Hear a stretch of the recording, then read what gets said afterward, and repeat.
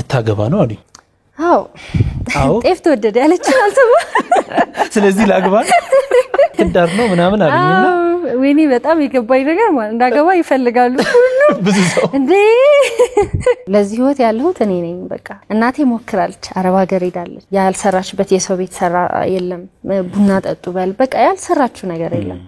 ልብስ አጠባ ሰርታለች በጣም ብዙ ስራ ሰርታለች መስተንግዶ ሰርታለች ግን ህይወታችን መለወጥ አልቻልንም ይሄ ከዛሬ ያለፈ ነገር ሊኖርና ስቲል አንድ ክፍል ነው የምንኖረው እኔ ከ22 ምናምን አመት ድረስ ሶፋ ላይ ነው የምተኛ በቃ አንድ ክፍል ቤት ነው ያለችን አንድ አልጋ አንድ ሶፋ ምናምንና እንዲ ነው የምንኖረው ይሄን ያህል አመት ሶፋ ላይ ነው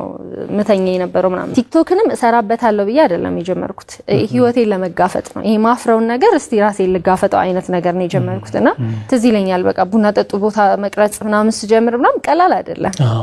ሰው ለኔ ያለው ኤክስፔክቴሽን ስላለ ከባድ ነበር ምናምን እኔ በቀን 4 ስራ ሰራ ትዝ ይለኛል አሁን እንኳን 10 ምናምን ቦታ ነው የምሰራው የተለያዩ ድርጅቶች አሉ አብረሽ መስሪያቸው ማኔጅ ማድረግ ሲሆን በወር ለምሳሌ ለአንዱ ድርጅት 12 ቪዲዮ ነው ሜክ ማድረገው